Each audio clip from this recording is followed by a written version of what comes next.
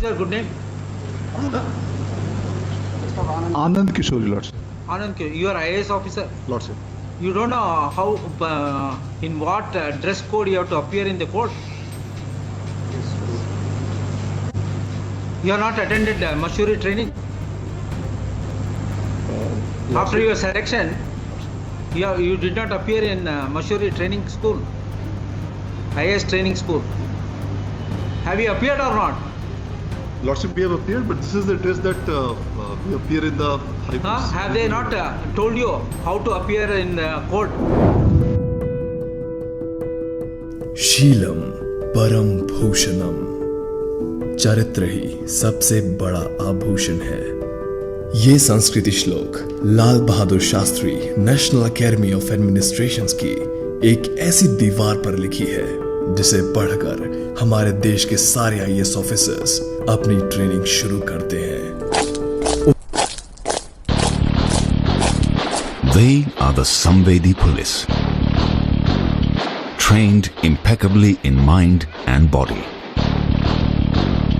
combining values with a sense of purpose towards the people and society. Tough, yet human. Fearless, yet compassionate. Physically fit, yet never forgetting the ethical code. Competent, smart, courageous, sensitized. Hello everyone, welcome to Unacademy. I hope आप सब लोग बहुत अच्छे होंगे। जितने भी UPSC aspirants होते हैं उन सबका सपना होता है कि यहाँ पर जाके इंटरव्यू देना और इस एग्जामिनेशन को क्वालिफाई करना। क्वालिफाई करने के बाद हम लोग लबासना का रुख करते हैं और जाते हैं और ट्रेनिंग में बहुत कुछ सीख के आते हैं। ट्रेनिंग के दौरान हमें बहुत सारी कंडक्ट्स, वो सारी चीज़ें सिखाई जाती हैं। उन्हीं कंडक्ट में से एक चीज़ आती है ड्रेस कोड्स, जिसके बारे में हम बात करते हैं। अब हम सब लोग इस चीज़ को जानते हैं कि भाई जो आईपीएस ऑफिसर्स होते हैं उनके लिए तो डेफिनेटली जो ड्रेस है, उनकी जो यूनिफॉर्म है, खाकी के जो रूल्स हैं उनके लिए दिए गए हैं। और डेफिनेटली आपने देखा ही होगा इन सारी चीज़ों को, लेकिन आपने किसी आईएएस ऑफिसर को कभी भी किसी यूनिफॉर्म में नहीं देखा होगा। सामान्यतः यूजुअली अगर हम समय पे बात करें तो ज़्यादातर आईएएस ऑफिसर्स होते हैं नॉर्मल जो फॉर्मल शर्ट पैंट्स होते हैं उन्हीं में रहते हैं। लेकिन कई ऐसे खास विशेष मौके आते हैं, उन मौक़ों पर आप आईएएस ऑफिसर्स को ऐसे जोधपुरी सूट में, वो भी बंद गले का जो सूट है, उस बंद गले के सूट में आपको उन्हें देखने को मिलता होगा। अलग अलग समय पर ऐसे बहुत सारे रिचुअल्स होते हैं, बहुत सारे ऐसे फंक्शंस होते हैं, बहुत सारे ऐसे फेस्टिवल्स होते हैं जिन फेस्टिवल्स पर आप इनको देखते होंगे। अब आप ये कहेंगे कि मैं आप इस सब के बारे में आप क्यों बात कर रहा हूँ, यहाँ पर क्या पूरा का पूरा मामला है। तो दरअसल एक जो कंट्रोवर्शियल मामला है, उस कंट्रोवर्सी के बारे में हम लोग बात करने वाले हैं। जैसा मैंने बताया कि जो आईएएस ऑफिसर्स होते हैं सामान्यतः तो वो शर्ट पैंट नॉर्मल अपने कपड़े पहनते हैं, फॉर्मल कपड़े। लेकिन कई मौक़ों पर आपने, जैसे हम रिपब्लिक डे पे बात करें, जैसे हम बात करें हमारा जो इंडिपेंडेंस डे है उस पर बात करें, लबासना में ड्यूरिंग मान लीजिए प्रेसिडेंट से कोई मीटिंग है या फिर प्रधानमंत्री को रिसीव करने के लिए, उनके स्वागत करने के लिए जा रहे हैं, तो ऐसे टाइम पे उनसे ये एक्सपेक्टेशन करी जाती है कि वो ऐसा जोधपुरी जो सूट है, वो भी बंद गले वाला जो जोधपुरी सूट है, उस सूट को वो लोग कैरी करें। लेकिन क्या आप जानते हैं इसका जो इतिहास है, ये जो सारी चीज़ें कि बंद गले का जो सूट है ये कहाँ से आया? और समय समय पर काफ़ी ज़्यादा ब्यूरोक्रेसी के अंदर जो भी सभी ऑफिशियल्स हैं जो इन सभी चीज़ों को फेस करते हैं, उनके द्वारा इन सभी चीज़ों को लेकर विरोध दर्ज क्यों कराया गया? दरअसल आप में से ज़्यादातर लोगों के द्वारा कुछ जो कंट्रोवर्सीज हैं, कंट्रोवर्शियल जो कुछ वीडियोज़ हैं, इमेजेस हैं, वो आप में से ज़्यादातर लोगों ने देखे होंगे। दरअसल कंट्रोवर्सी शुरू होती है आईएएस ऑफिसर्स की ड्रेस कोड के ऊपर। क्या हमारा कोई भी ऐसा जो आईएएस ऑफिसर्स के जो कंडक्ट्स होते हैं, सर्विस कोड कंडक्ट्स होते हैं, साथ ही साथ जो आईपीएस ऑफिसर्स हैं उनके लिए तो सीधी सी बात है, यूनिफॉर्म के लिए सब कुछ बताया गया है, किस तरह से पहननी है, कितनी बटन ऊपर रहनी चाहिए, कितना ढका होना चाहिए, कितनी बटन लगी होनी चाहिए, सब कुछ वहाँ पर डिसिप्लिनरी मामला बताया गया है। क्या आईएएस ऑफिसर्स के लिए ऐसा कोई लॉ है, कोई कंडक्ट है, कोई नियम है? इसके बारे में बात करेंगे। दरअसल ये जो पूरी कंट्रोवर्सी है इसकी शुरुआत कहाँ से होती है उसके बारे में हम देखेंगे। तो आप में से हो सकता है काफ़ी सारे लोगों ने इस इमेज को देखा होगा। दरअसल मैं आपको रेफरेंस दे देता हूँ। ये है 9 मई 2015। ये समय होता है छत्तीसगढ़ के अंदर प्रधानमंत्री मोदी जी की विजिट होती है। इस विजिट में जो आप देख सकते हैं डायरेक्टली जो उस टाइम के तत्कालीन सीएम रमन सिंह थे और जो डिस्ट्रिक्ट ऑफिशियल्स थे वो उनको रिसीव करने एयरपोर्ट पर पहुंचते हैं और उनको जो स्वागत के लिए सभी लोग जाते हैं और जो चीफ मिनिस्टर साहब हैं वो सभी जो ऑफिशियल्स थे डिस्ट्रिक्ट मजिस्ट्रेट जिनमें शामिल थे उनके बारे में हम बात करेंगे, उनसे भी उनका इंट्रोडक्शन कराते हैं।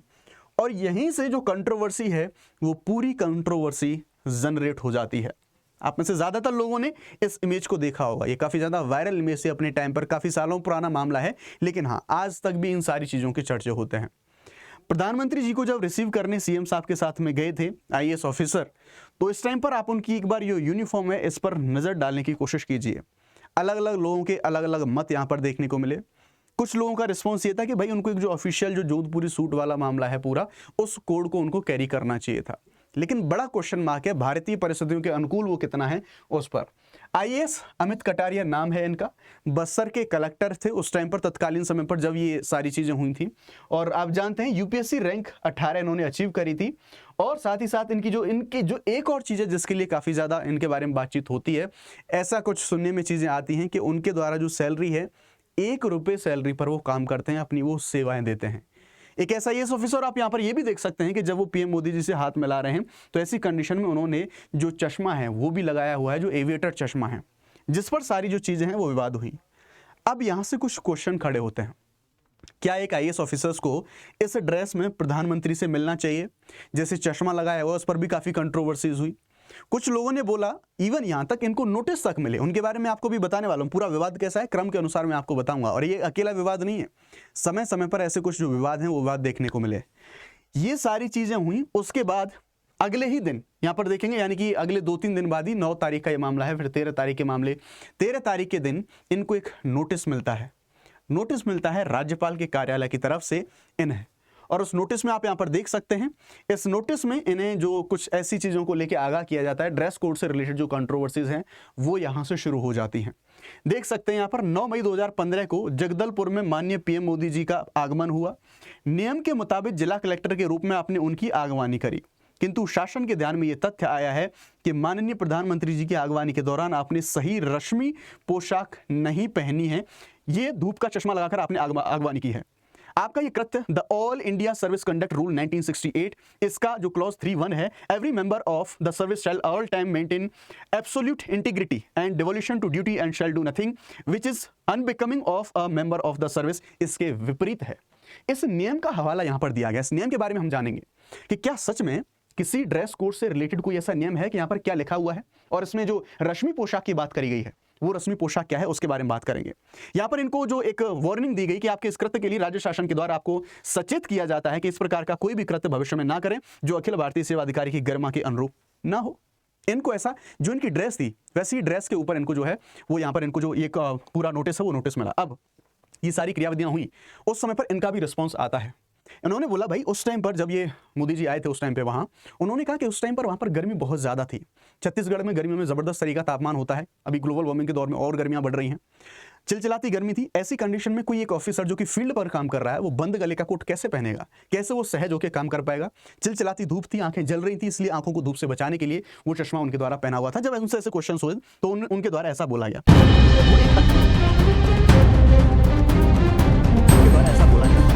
वो एक अकेले ऑफिसर नहीं थे। यहाँ पर बात ऐसी बोली जाती है कि सामान्यतः तो जो फॉर्मल जो ड्रेस है सभी आईएएस ऑफिसर्स फॉर्मल ड्रेस पहनते हैं, लेकिन जब किसी ऐसे ऑफिशियल को मिलने के लिए जा रहे हैं, रिसीव करने के लिए जा रहे हैं, स्वागत के लिए जा रहे हैं, किसी फंक्शन में जा रहे हैं, तो ऐसे टाइम पर उनसे अपेक्षा करी जाती है कि जोधपुरी जो बंद गले का जो सूट है वो सूट वो लोग जो है कैरी करके आगे चलें।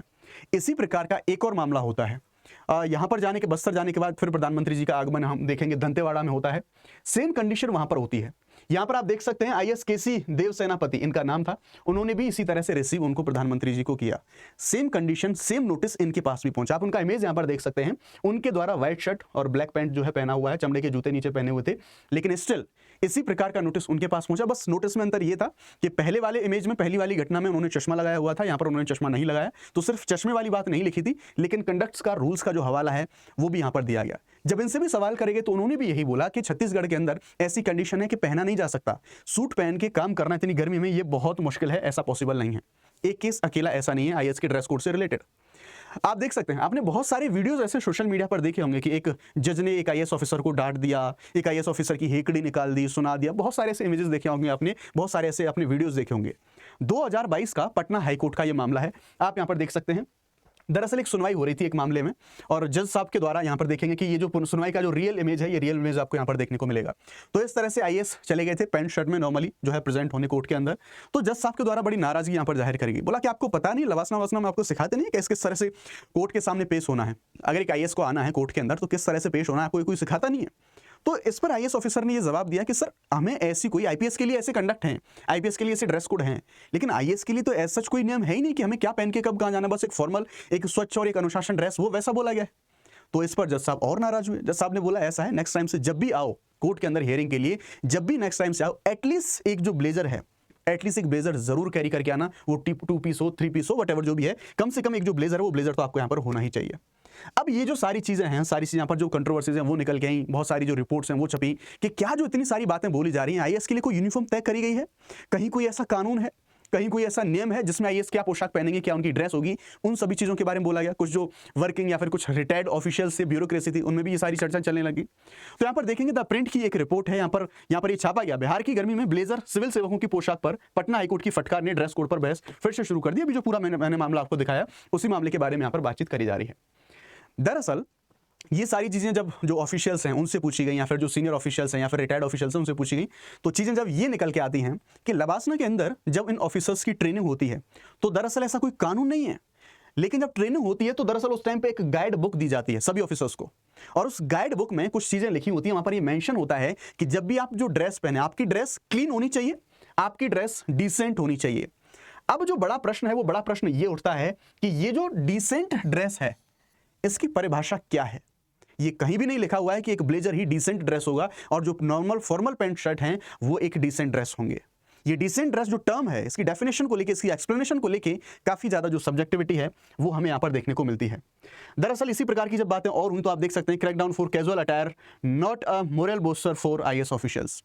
जब ये बातें पूछी गई कि अब बताइए नेम कहाँ लिखे हुए हैं, किस कंडक्ट में लिखा हुआ है कि कौन सी पोशाक पहननी है, कैसे रश्मि जो पोशाक की बात है क्या होगा वो रश्मि पोशाक। तो दरअसल ऐसा कोई कंडक्ट नहीं है, ऐसा कोई कोड ऑफ कंडक्ट नहीं है जो आईएएस ऑफिशियल्स को कि उन्हें जो जोधपुरी सूट है वही पहनना है। ये जस्ट एक परंपरा है और इस परंपरा को हमने औपनिवेशिक जो हमारा समय था वहां से हमने ग्रहण किया है। अब इसकी एक जो हिस्ट्री क्या रही है उस हिस्ट्री के बारे में मैं आपको बहुत अच्छे तरीके से यहाँ पर सारी चीज़ों को बताना चाहूँगा, लेकिन जो कंडक्ट हैं उन कंडक्ट के बारे में थोड़ा सा जान लेते हैं, उनके बारे में हम समझ लेते हैं जो ड्रेस से रिलेटेड सारी चीज़ें हैं कि क्या कोड ऑफ कंडक्ट कहते हैं आईएएस ऑफिशियल्स की ड्रेस से रिलेटेड। तो दरअसल यहाँ पर हम देखेंगे all India service conduct rule 1968 3 clause 1, ये दरअसल क्या है, नियमों का एक सेट है।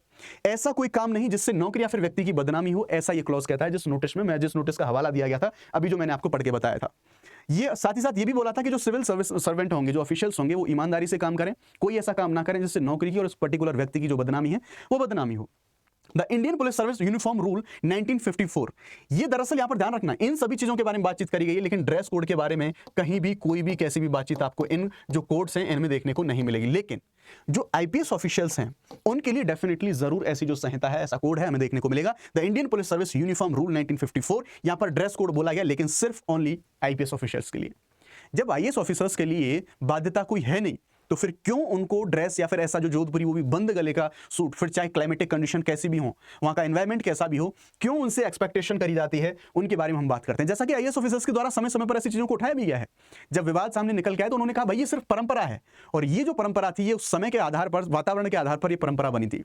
क्योंकि ये परंपरा कहां से आई है, ब्रिटिश ऑफिशियल्स जो इंडिया के अंदर आए थे उन्हीं के साथ ये परंपरा आई।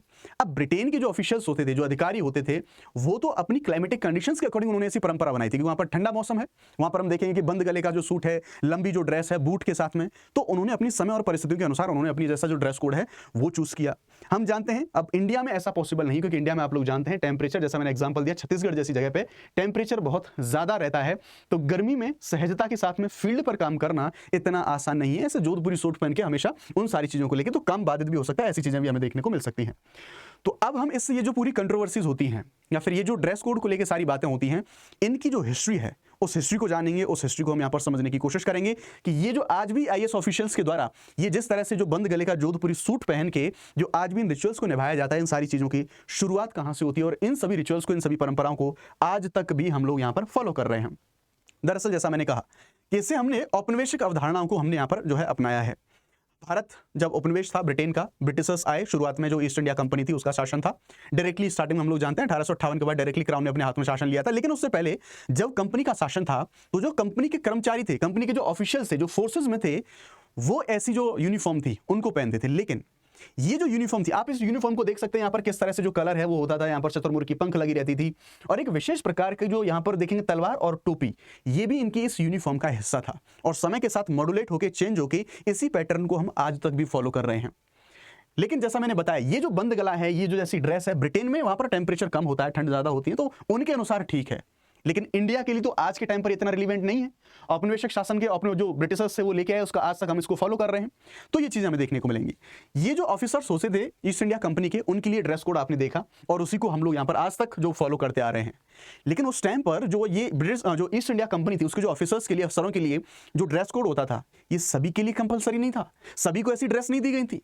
रीजन बीइंग कि ये जो ड्रेस कोड था काफी ज्यादा महंगा था, तो इस ड्रेस कोड को सिर्फ ऐसे ही ऑफिसर्स पहनते थे जो कि या तो नवाब से मिलने जा रहे थे या फिर वो कोई ऑफिशियल काम के लिए जा रहे थे। जो हायर ऑफिशियल्स थे उन्हीं को ये ऐसी ड्रेस पहनने के लिए बोला गया था, फिर वही ऐसी ड्रेस को पहनते थे। बिकॉज ऑफ महंगी थी, हर कोई इसको नहीं जो है कैरी कर सकता था, हर कोई इसको नहीं पहन सकता था। ठीक है, तो ये चीज हमें यहाँ पर देखने को मिलेगी।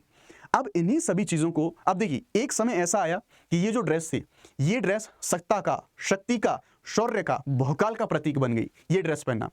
समय बदलने के साथ जैसे जैसे चीजें और आगे बढ़ी, हमारे जो राजा महाराजा हुआ करते थे, जो नवाब हुआ करते थे, उन्होंने भी इसी कोड को फॉलो करना शुरू कर दिया। या फिर राजा महाराजाओं के अलावा भी मैं आपको बात करूं तो यहाँ पर नवाब हैं, नवाब को देख सकते हैं, उनकी ड्रेस भी कुछ इसी प्रकार की आपको देखने को मिलेगी। घुटने तक यहाँ पर देखेंगे बंद गला, हाथ में तलवार, उसी पैटर्न को फॉलो करने की शुरुआत हुई। तो जैसा मैंने बताया, शक्ति, शौर्य, उन सभी चीजों का एक जो सिंबल है, ये सिंबल ड्रेस यहाँ पर बन गई। अब नवाबों ने जैसे शुरू करा तो हम देखेंगे, क्योंकि इंडियन सिविल सर्विसेज के बारे में अगर हम थोड़ा सा देखें तो हम लोग जानते हैं 1854 से जो सिविल सर्विसेज हैं उनमें इंडियंस का पार्टिसिपेशन शुरू होता है। और जब हम जानते हैं कि जब सिविल सर्विस की बात करते हैं तो सत्येंद्रनाथ टैगोर जी का जो नाम है वो सबसे पहले आता है। भारत के सबसे पहले सिविल सर्वेंट थे, उनका जब नाम सबसे पहले आता है तो उनके द्वारा भी आप देखेंगे कि उन्हीं चीजों को यहाँ पर कैरी कराया गया है। सेम उसी प्रकार का बंद गले का सूट, उसी प्रकार से आप टाई देख सकते हैं। ठीक है, यानी कि जो अंग्रेजों की वेशभूषा, जो ऑफिशियल्स थे उनकी जो वेशभूषा होती थी, उनके द्वारा भी डेफिनेटली, क्योंकि वो भी उसी सर्विस का हिस्सा थे, तो उन्होंने भी इन्हीं सारी चीजों को अपनाया। तय पोशाक भी उनके द्वारा पहनी गई। और ध्यान रखेंगे, सिर्फ सत्येंद्रनाथ टैगोर जी नहीं, आज भी हम इस चीज को फॉलो करते आ रहे हैं। आज भी जो लेगेसी है वो लेगेसी हम लोग फॉलो करते आ रहे हैं। लेकिन अगेन, ये जो आईएएस की ड्रेसेस को लेकर कई बार समय समय पर विवाद होता रहता है। कहीं भी किसी भी कंडक्ट में ऐसा नहीं लिखा गया है कि जोधपुरी बंद गले का जो सूट है वही पहनना है। ये जस्ट एक ट्रेडिशन है, ये जस्ट एक परंपरा है। अब जो ऐसे ऑफिशियल्स जैसे धूप में, परेशानियों में या फिर असहजता के कारण जो उसका विरोध करते हैं, उनका तर्क ये होता है एक कि देखिए, ये एक ब्रिटिश उपनिवेश के समय की परंपराएं हैं और ऐसी बहुत सारी परंपराओं को हमारी आधुनिक सरकारों ने तोड़ा है जो कि ब्रिटिशर्स के टाइम की थी। तो अगर आज समय के अनुसार, पर्यावरण के अनुसार जो हमारा क्लाइमेट है उसके अकॉर्डिंगली अगर ये जो ड्रेस है, ये ड्रेस अगर फिट नहीं बैठती है ऑफिशियल्स के ऊपर, तो अगर जस्ट ये एक परंपरा है तो इस परंपरा को आज तक भी हम लोग क्यों आगे की ओर धकेल रहे हैं? स्थितियों के अनुसार क्यों इस परंपरा को आज भी नहीं बदला जा सकता? तो एक तर्क तो ये हुआ। दूसरा तरीका ये भी हो सकता है कि एक जो मर्यादा है, एक जो औपचारिकता है, उसको बनाए रखने के लिए जब भी प्रेसिडेंट से या फिर प्राइम मिनिस्टर से जो मीटिंग्स होती हैं तो उसका एक जो मर्यादा है वो बनाए रखनी होती है। लेकिन हाँ, उसमें इतना जरूर हो सकता है कि ये जो ड्रेस कोड बनाए जाएं या फिर जो एक्सपेक्टेशंस हैं ऑफिशियल से, समय के अनुसार, आधुनिकता के अनुसार वो बदल सकते हैं। क्यों वो कि बंद गले का ही सूट पहनना है? तो ये जो समय के अनुसार जो परिवर्तन है, ये परिवर्तन अपेक्षित हो सकते हैं और जो डिमांड्स हैं वो डिमांड्स भी कई बार हमें देखने को मिल सकता है कि जायज हो सकती हैं। मैं आप सब लोगों का इस पर ओपिनियन जानना चाहूंगा कमेंट सेक्शन के अंदर कि आपका क्या मानना है इस बारे में। होपफुली जो पूरा मामला है, पूरी जो कंट्रोवर्सी है, इसकी हिस्ट्री के साथ मैं आपको बताने में सफल रहा हूं। और अगर वीडियो आपको अच्छा लगा है तो आप मुझे कमेंट सेक्शन में इसके जवाब में जरूर बताएं कि आपका क्या मानना है। क्या इस ब्रिटिश परंपरा को हमें कंटिन्यू करना चाहिए या फिर समय अब एक बड़े बदलाव की मांग कर रहा है? Thank you very much. जय हिंद, bye bye, let's crack it.